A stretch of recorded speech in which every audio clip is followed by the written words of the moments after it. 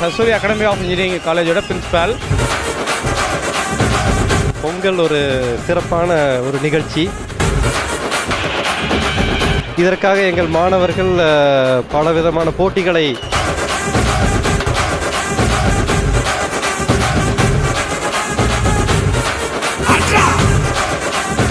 உங்க பேரு தங்கபாண்டிவன் பால்பாண்டி.